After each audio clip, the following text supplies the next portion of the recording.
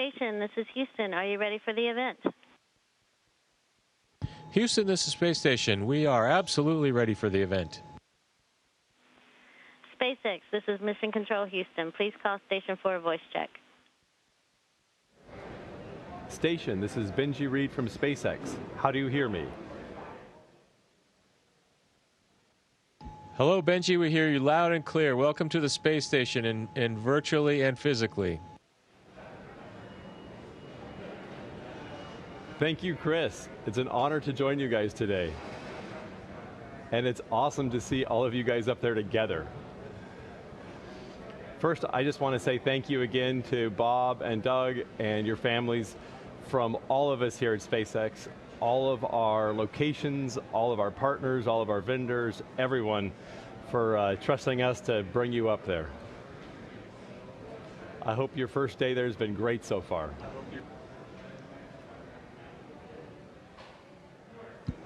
Hey, thanks, Benji. It's same back at you. You know, congratulations to the folks out at Hawthorne, McGregor, and at Kennedy. Just an incredible journey we've had the last couple days. A great day in space today, our first day of work on Space Station. But what a great ride on Dragon and Falcon 9 to get us here. Everything worked exactly the way we planned it to work, and that's a credit to the teams there in Hawthorne and McGregor and Kennedy. Just it's a pretty awe-inspiring trip so far, and very humbling, and just we're just so proud to represent SpaceX and NASA in this new next launch capability. Absolutely. It's excellent to hear your voice, and it's excellent to just see you guys up there floating around and spinning Earth and doing all these great things. A number of our employees have asked questions that we'd like to throw your way here. Probably the first one, and you've had this in a different version before, but what did it feel like riding on Falcon 9?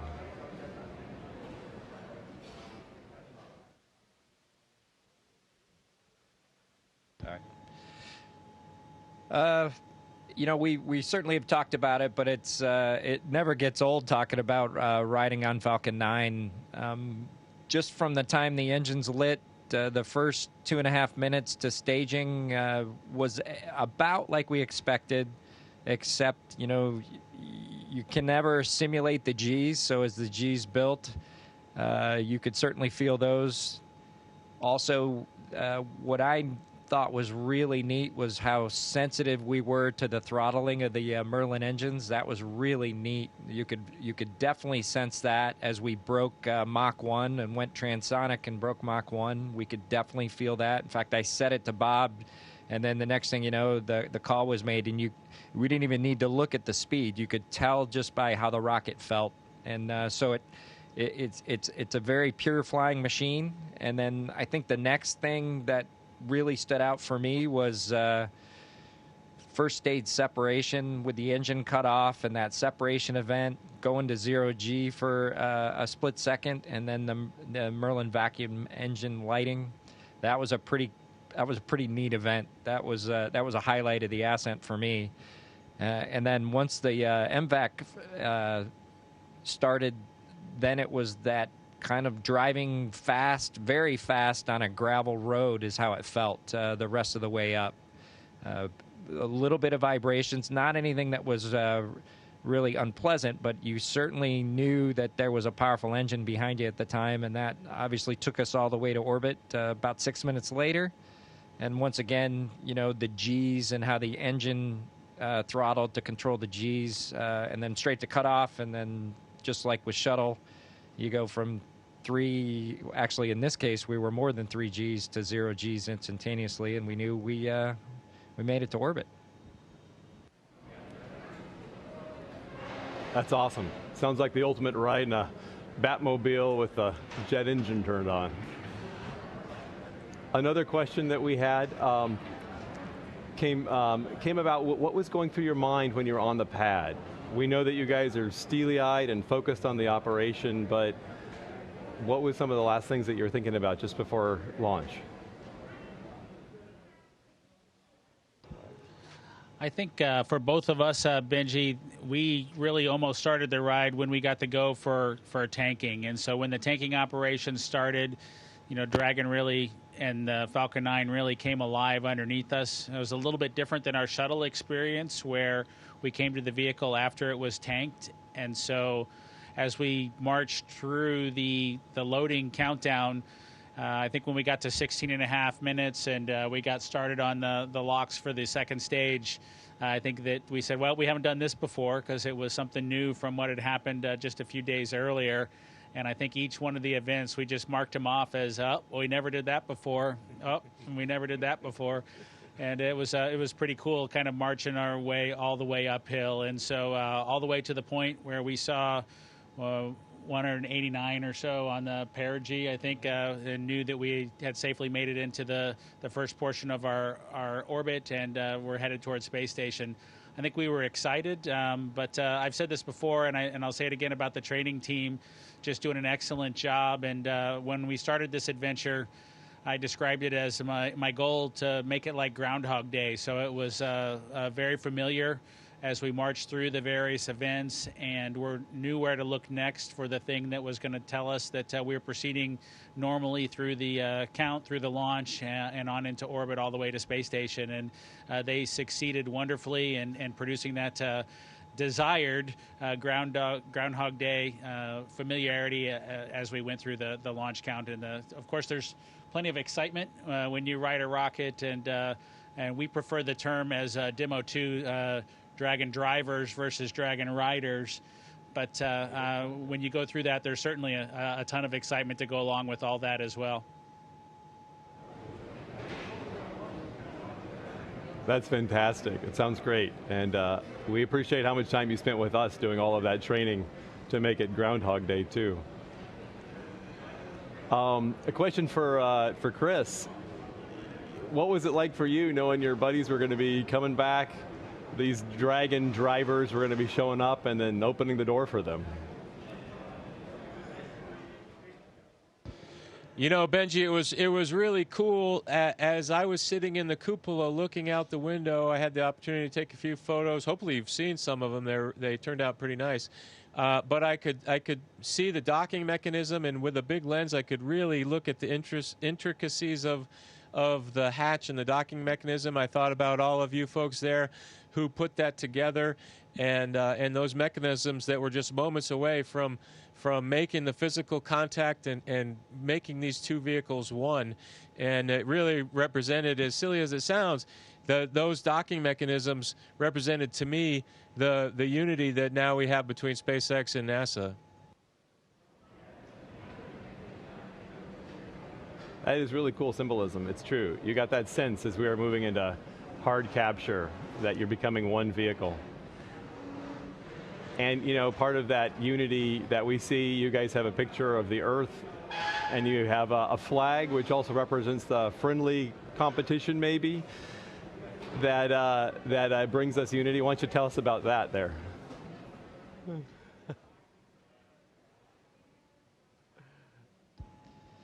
Yeah, so this is the flag that we left here almost 9 years ago on STS-135. It had actually flown on STS-1, and then it flew again with us on STS-135. And at some point after the end of the shuttle program, we decided we would have a little friendly competition to see who came up and got this flag. And congratulations, SpaceX, you got the flag.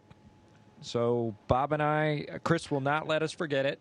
That's the biggest thing, is this will be on his to-do list when we get the nod to return Dragon back to Earth, and hopefully this will find a great place of honor somewhere in Hawthorne.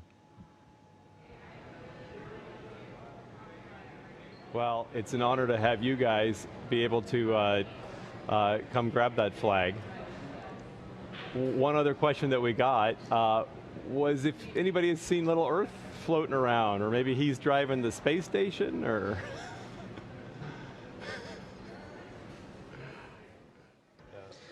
Yeah, that's a great question, Benji. I haven't had a chance with, Chris is going to go find him. We haven't been on station long enough to finish all the activities that we've had to do with outfitting Dragon for, being able to be our emergency lifeboat home. So we spent the day doing that. And we're really excited. This is going to be the event. No one else is getting a chance to see this, I guess. Yeah, here comes Earthy. And I think I might need to run down and get Tremor, the Apatosaurus, so that we can reunite these two together. So our intent is to bring Earthy home if we can fashion a spacesuit for him so that, he needs emergency response or she needs emergency response capability as well.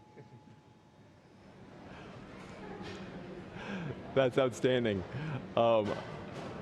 Very good. I want to give you guys a chance. I hear there's something else that you guys wanted to talk about or show us.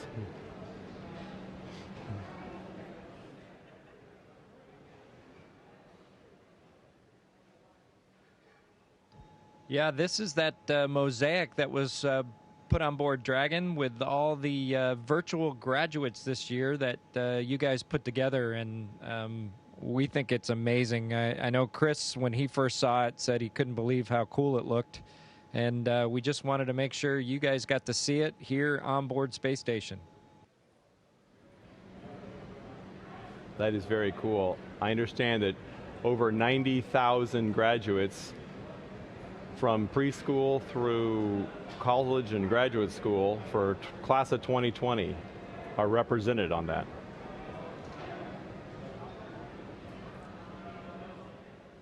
And there's Tremor.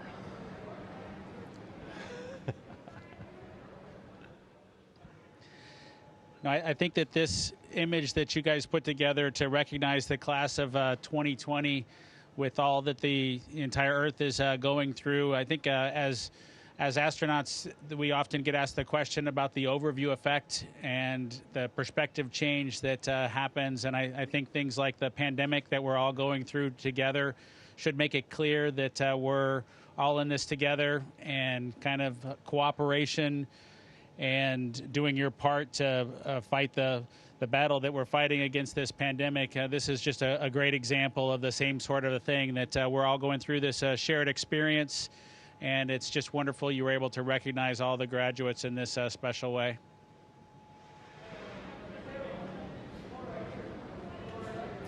That's wonderful, guys.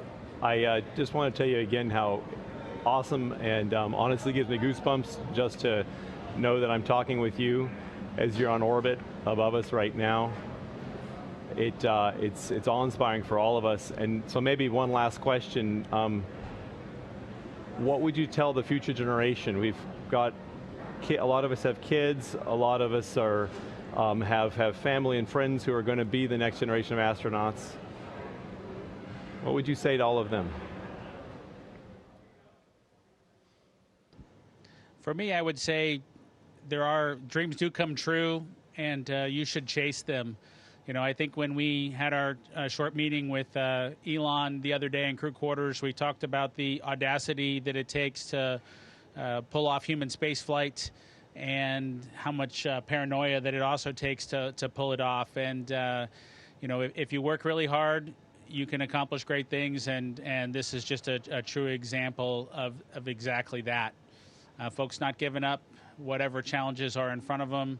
It's been, folks talk about SpaceX as being a new company, a new kid on the block. When we talked to Hans the other day, he shared with us his 18-year story. So it's almost unfair to call yourself a new kid on the block anymore once you've made it to low Earth orbit with humans and have 18 years invested. So just hats off and congratulations to you guys for accomplishing it.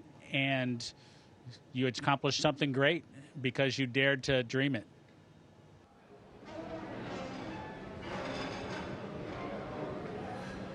Well, thank you guys. And on behalf of all of us here at SpaceX and all of our partners, thank you for flying SpaceX.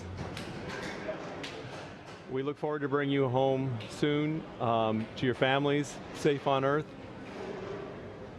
and then sending more people up to help keep Space Station running. your time today.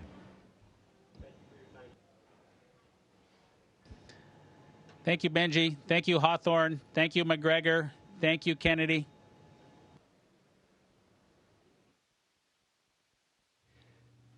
Station, this is Houston ACR. That concludes our event as we count down to 20 continuous years of humans living and working on the International Space Station. Thank you to all participants from SpaceX. Station, we are now resuming operational audio communications.